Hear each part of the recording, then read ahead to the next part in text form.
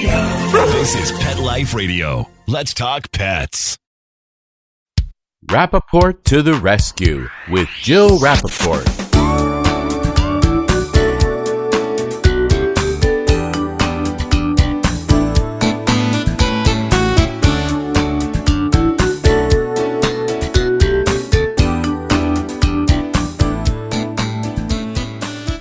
Welcome to Rappaport to the Rescue. I'm Jill Rappaport, and today I'm going to reflect back on my first show on Pet Life Radio, which was way back in June. Oh, those were the good old days. Now, the reason that I'm doing this will lead into my very special relationship that began almost 35 years ago with my guest today. We'll get to that in a moment. But on that very first show, I talked about how I started out in the business. And it wasn't as an animal advocate, which I've been my whole life, but instead it was as an entertainment reporter. I began my career at WCBS with a segment called Center Stage, all the news you can use in the Hollywood biz. It was the first of its kind in New York City. From there, I landed the coveted job on NBC's Today Show as their entertainment reporter. I got to meet true legends, and I don't throw that word around lightly. I mean real legends. I had breakfast at Tiffany's with Audrey Hepburn, dinner at Patsy's with Frank Sinatra, and I got to cuddle, and I mean close cuddle, with George Clooney for his very first national interview on the Today Show when he was co-starring on ER. I bantered with Brad, as in Pitt. The last film I interviewed him for was Spy Game, and his co-star on that film is the love of my life, Robert Redford, who I've had the pleasure of interviewing several times. He's even on the cover of my book, People We Know, Horses They Love, which happened to be a New York Times bestseller, not to be a little braggadocious, or a lot. And I even got to do air sparring with the one and only Muhammad Ali. I've had such a blessed career and continue to have one thanks to my work now for animals in need. And I feel so fortunate to have had these opportunities. But perhaps one of the greatest gifts I have received from all of my years on the red carpet is my relationship, the bond I have formed with my guest today, Christie Brinkley, who is one of the most compassionate and sweetest people you'll ever meet, and one smart, savvy cookie. And did I also mention that I introduced her to the true love of her life? This one happens to be on 4 legs. It's her rescue pooch, Chester. We'll hear all about that very special bond and her amazing career when we come back one-on-one with Christie. Stay tuned. Want to know who the latest trendsetters are in Hollywood? How about Irish setters? Find out who's been spotted with Spot, chowing with their chow, and shopping for Gucci with their Poochie. Get the scoop on all the latest celebrity pet patter right here. Pet Life Radio. Let's talk pets. Let's talk pets on PetLifeRadio.com.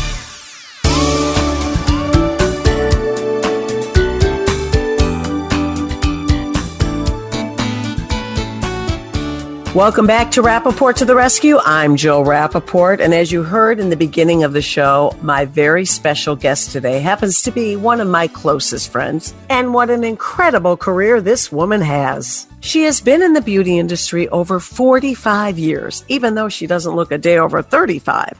She's appeared on over 500 magazine covers. She's been on the big screen in hit movies. Who could forget her role in National Lampoon's Vacation? She's been in multiple TV series, music videos. Uptown Girl. Sorry, Billy. She has been on Broadway not once, but twice, starring as Roxy Hart in the Tony Award-winning musical Chicago. She's a 2-time New York Times bestselling author. And wait, there's more. She's the face of Total Gym, America's best-selling piece of at-home fitness equipment. And with her great passion and her love of gardening and her 2 green thumbs, Christie started a victory garden during the COVID quarantine where she and her family all worked together to raise organic vegetables. She is a true powerhouse businesswoman, and under her brand Brinkley Beauty, there's more. Christie has an exclusive line of organic Prosecco called Bellissima from Treviso, Italy. And all this week, Christie will be taking center stage on QVC to promote her Bellissima starting on Wednesday night. the list goes on and on. Is there any time left in the show? Not after rattling off everything you've done. Now, I mentioned in the open how I made the match between you and Chester, your rescue dog. I know that he means the world to you.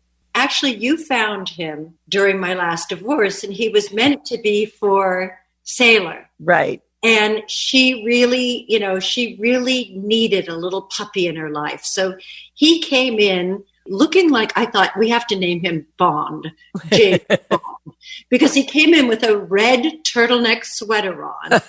And remember that? Yes. A little red turtleneck sweater. And he was just so adorable. And he filled his purpose with Sailor and, was Sailor's little teeny puppy. And now he's morphed into my protector.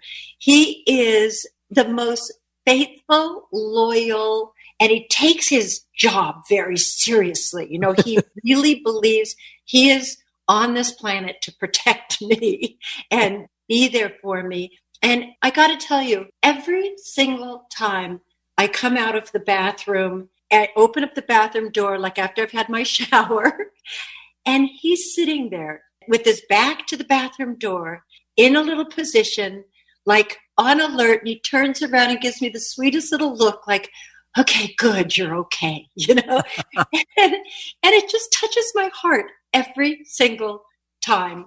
I just think it's so adorable. And nobody has ever looked at me the way Chester does.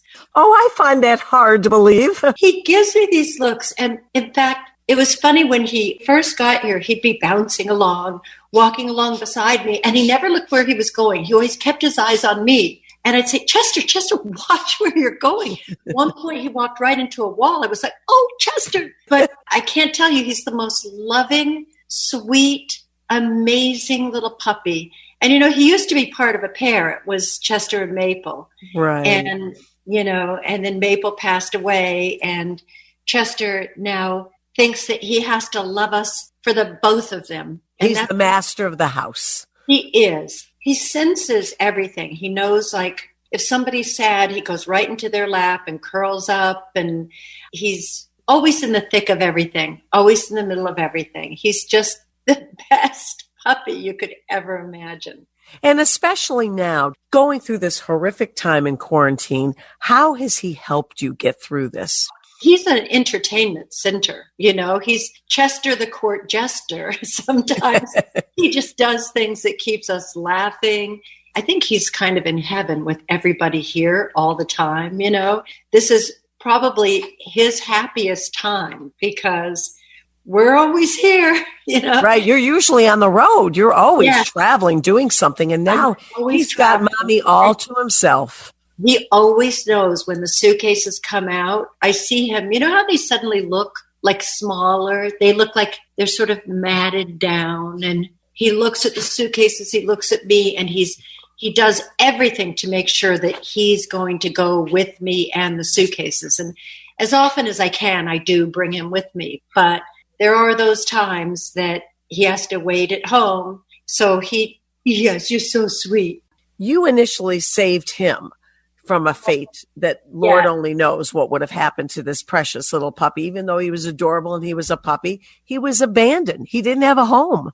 Yes. I always tell people, don't shop, adopt. I use all your catchphrases, Jill. And, get a heart melter from the shelter. But it's really true. You like to think of the good that you're doing rescuing them, and then they come in your home and they make your house a home. They bring so much unconditional love. I saw just last week where he came running up. You had gone out for like 20 minutes into the garden, and he was trembling, literally shaking. He was so excited to see you. Yeah, he definitely makes you feel needed, loved, all of that stuff. And I know that you've involved him in so many of your projects. I mean, everything you're doing within quarantine. And this week, you're going to be on QVC, not once, not twice, but 3 times. Well, yes, I've got 3 shows in the 4:00 hour, and then the next night at 1:30 in the morning. That's going to be an interesting show, to say. From your home. From my home. Yep. I've been making the appearances like this on Zoom. And it's kind of fun, actually, to do it from my home. I design my set. I get my beautiful Bellissima boxes out and I stack them behind me. My bottles, by the way, I happen to have them right here. They just won an award for best design and best tasting on this Mark Oldman celebrity wine challenge that he does. And I was with some amazing wines. And we also won best bottle design, which I designed the bottles. It's pretty, right? It's beautiful. And the fact that you have the only sugar-free, how great is that? Yeah, they're starting to catch up with me now, but we were the first sugar-free Prosecco on the market. We were ahead of the curve. My wines are, first and foremost, all made with organic grapes, which I'm really proud of that, because in most wines, you get like approximately 52 chemicals on the grapes. And I'm a big believer. I'm all into health and wellness and avoiding chemicals. I'm a lifelong vegetarian. So I'm really proud. And then I also was unaware, but I may have been drinking wines that were filtered through animal parts, and I was getting trace amounts of animals in my wine. I had no idea. So my wines are vegan. We don't filter them through any animal parts, I'm very proud to say. I really am enjoying this end of the business because, let's face it, I think that life, it's so stressful right now in so many different ways. And, I know people are out there struggling with the economy, and people are struggling with just the pressures of dealing with COVID and their jobs, and there's a million stressors. And so more than ever, we've got to take the time to find ways, even in the strictest quarantine, and take a moment to just unwind and enjoy and find something. My philosophy has always been to just be grateful about what is going well. Having known you for over 3 decades and seeing everything that you've gone through in your life, I've been there when your children were born. I've been through divorce with both of us. We've been through loss of parents. We've been through so much together. And I can honestly say that if anyone has always been able to maintain a smile, to look on the bright side of things, to look at and find the light at the end of the tunnel, it's always been you. Well, there is a lot of power in a smile. They have literally proven that when you put your lips in a smiling position, it releases endorphins in your body. And that makes you feel good. That's why I'm so proud to be a Smile Train ambassador. And Smile Train has given over 1 million children a smile. And a smile is our way of, without ever saying a word, letting somebody know, I come in peace. I want to be your friend. I believe in the power of a smile in our own lives. I tell my kids all the time, just do me a favor. Just put your lips in the smiling position. Just do it. It even makes a little crackling noise when you do it. That always makes me laugh. When you count your blessings and you go through your list of what you can be grateful for, no matter how horrible it is what you're going through, it gives you some perspective that makes it a lot easier. And I'll tell you what makes me smile is watching you with your kids. All 3 of your children, Alexa, Joel, Jack, and Sailor, are very gifted, but very different and talented in very different ways. What have you always tried to teach them? I think the 2 things I want for my kids is for them to be happy and healthy. And I want them to discover, I always said to them, try and find a job that you love doing, and then it's not work. It's your joy. And so I said, and experiment and try different things and don't be afraid. And failure is great. You're at your most unique, usually when you make a mistake, because it hasn't been done before. Look at that and see how you can grow from there. And just keep moving forward. Keep on trying things until you find that thing that you love. Most parents, the kids move out, they move on, and they rarely see them. Your kids are with you all the time. And it doesn't seem like they ever want to leave you. Moms on Instagram say to me all the time, oh, I wish that I saw my kids as often as you see yours. And I always say, it's all about the real estate, really. It's like they want to come to the Hamptons, they want to be near the beach. But they also love being near mom. Well, I am realistic enough to know that it's also that.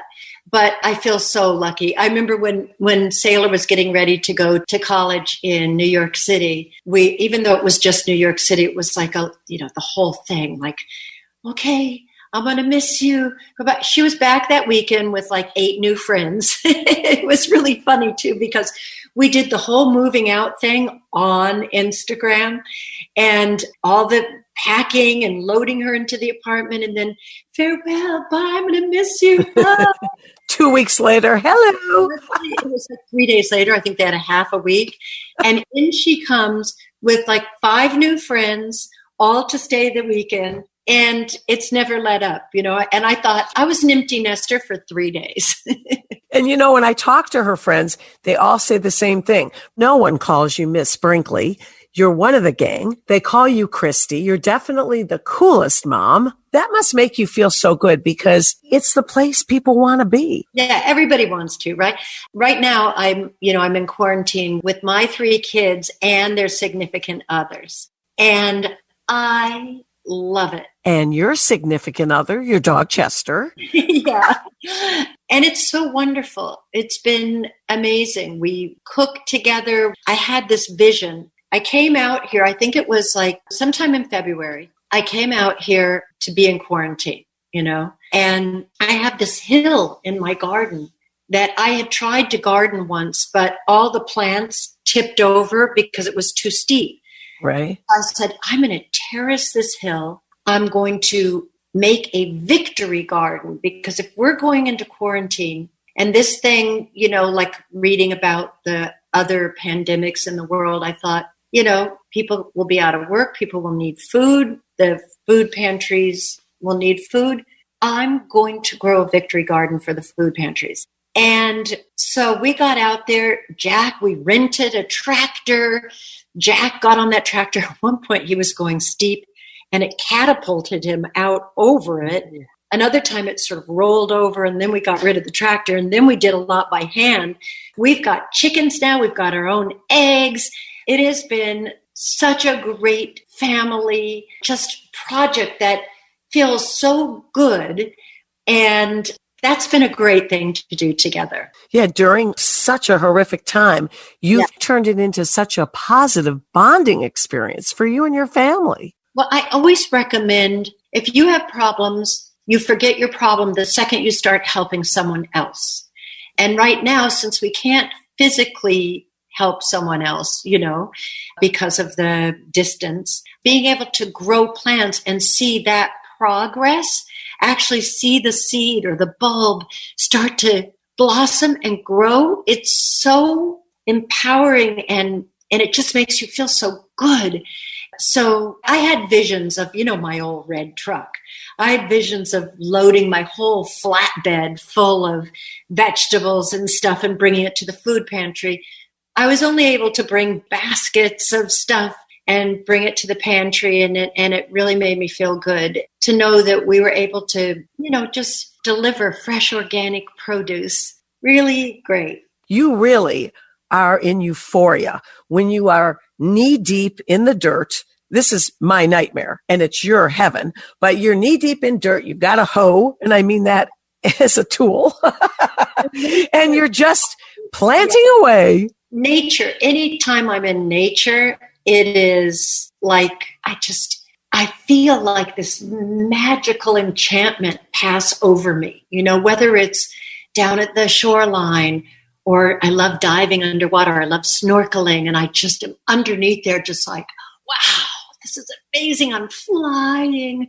Look at all this, or taking a walk in the woods and all the things that, the various kinds of mushrooms, the various kinds of creepy things and snakes and stuff. I'm fascinated by it all. And I try and capture that and put it on my Instagram a lot, because I hope people that don't have the opportunity to get out there and see that, maybe I can share that with them through my lens, and they can develop the same love for Mother Nature and therefore want to help protect her as well, which is so necessary at this time. I mean, watching what's happening in our country right now due to just climate change that's gone unchecked is really, really terrifying to see these wildfires that are completely out of control with no end in sight. The superstorms, the flooding that they create, the wind damage, the erosion along the shores, and the mass migrations.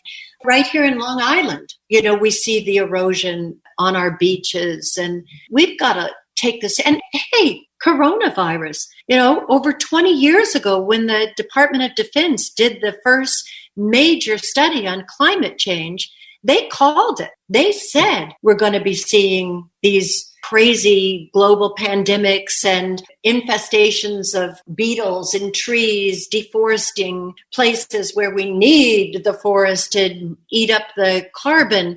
So it's something that we really need to take seriously. My job has taken me all over the world, and it's not just a little thing from our neighborhood. I see it everywhere I go. In your career, since you've done so many things, not only to help the environment, what is left on this Brinkley bucket list that you would love to achieve? I'm still very interested in getting into, because a lot of women say to me, well, what do you eat? Do you take vitamins? Do you take, any kind of supplements or whatever? I would love to expand into that area, because I, as a lifelong vegetarian, I do know a lot about nutrition and food, and there are superfoods, and there are things that can help prolong your energy and your youthfulness and, all those things that we always want to know about. So that is an area of interest for me. Yes, everyone refers to you as the fountain of youth. They say you're Dorian Gray, you never age. You're my fountain of youth. Bellissima Prosecco. I honestly do believe that youthfulness comes from an attitude. And, an attitude precedes you. When you walk into a room, the way you enter a room, you give off a vibe, So if you're happy, you're making time to hang out with friends like Jilly, who keeps us all laughing in our house. You guys have no idea how funny she is. I mean, maybe you do if you listen to this radio show, but she's hilarious, and she keeps us laughing all day long. Oh, Christie, my mother's going to love this. This has been such a joy for me. It's so exciting to get you on, because you live by the 3 words that my father lived by: live, love, laugh. Yeah. Obviously, I know there's a lot of people are like, yeah, well, I do need to pay my bills right now. And I know. But it is true that when it comes down to it, laughter's the greatest medicine. It seems to cure everything, and nothing like good friends and taking time to enjoy them. So thank you for making us laugh for the past 30-something years, Jill. And for all of us animal lovers, which is what this network is all about, we truly are so grateful to you for taking in an animal, for giving him a life, and in return, giving you such a joyful life. So thank you for that. Oh, well, thank you for finding my little Chester. Oh, Christie, I love you, and great interview as always. Thank you. Now coming up on Rappaport to the Rescue, Bill Berloni will be joining us and telling us about his experience on a TV show where he's actually taking pit bulls and training them to be TV stars. Stay tuned. We wear fur, and we're damn proud of it. What? And our 4 legs, and our tail, and we go to the bathroom outside. Well, we may not be too proud of that. Sniff around, then mark your spot right here. Pet Life Radio. Let's talk pets. Let's talk pets Let's talk pets on Pet Life Radio. Pet Life Radio. PetLifeRadio.com.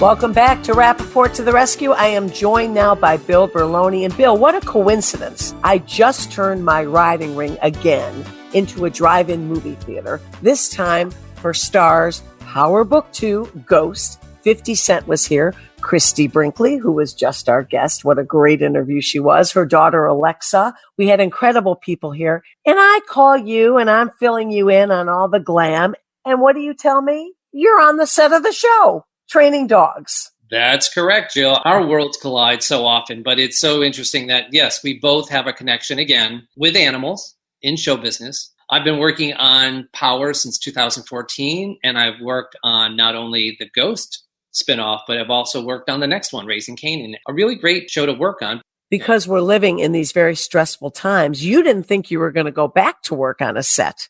And here you are now working again. What exactly do you do with these shows and these animals? When we get scripts for a TV show or a movie, I have to first find the dog that visually the director will approve of, and then also a dog that can do the behaviors. And in addition to my trained dogs, I represent a lot of other trainers who I've screened, and I know they train humanely, and their dogs are great. And so for the Power series, we use a lot of dogs that I don't own, but they're just as good as mine. But you're still responsible for the training. And the Power series is rough and tough and gritty. How are you training these dogs, and what are you training them to do? Oftentimes, the dogs are already trained, as I said, but they may not have the behavior that the script wants. So I'll meet with the trainer. I'll show them how to train the dog to either pick something up or bark at somebody or pull a lot. And then they'll continue to work with that. And we show up on set. I guide the scene, and it looks great on TV. So basically, Bill, you're training these dogs to be suitable for this show. These dogs are not up for adoption, but yet you are teaching them things that really are a little tough and not exactly pleasant. Is that good for the animal? It's always good because, as I say to directors, dogs don't act. So when you need a dog to act aggressively, we have to find a very kind dog and get it to play really hard so it looks like it's aggressive. Or if it's the dog character has to be sad, we can't really make them sad. So we teach them to put their heads down, or we teach them to roll over. So the training involves getting them to do other things to represent the emotions that are needed for the story. It's amazing. Everything you do. First and foremost, taking these animals that need a home, providing the love and the shelter, but also making them stars. And now working with these other animals to have a second career, not just be a dog, but to be a super dog on a series. It really must be so enjoyable for you. And I know you and I talked about this, the whole reason for this podcast in the beginning of the summer. You were scared, Bill. You really thought everything was going to dry up and you didn't know how you were going to feed your own animals. It's very true. Here in the New York area, they started filming September 1st, and many shows are coming back. And I'm so grateful to Power and to Ghost for including me back in the series. They could have very easily cut the animals out of the script. So slowly but surely, our world is coming back, and that means it's going to get better for the animals. And that's all that matters, all that counts with us, right, Bill? Yep. Well, thank you so much. And before we end today, I would like to highlight a very special event that happens on the third Thursday of every September. This is year 8 for this incredible, inspiring event called Remember Me Thursday. It was started by an amazing man by the name of Mike Arms. He is the president and CEO of the Helen Woodward Animal Center and a very good friend of mine. He started this to raise awareness for orphan pets so that people around the world could understand the importance of pet adoption and shine a light on all of these orphan pets waiting in shelters and rescues. So do not forget to pay homage, light a candle this Thursday, Remember Me Thursday. And thank you so much for tuning in today. This was a great show. And remember, always stay positive. Let's Talk Pets every week on demand, only on PetLifeRadio.com.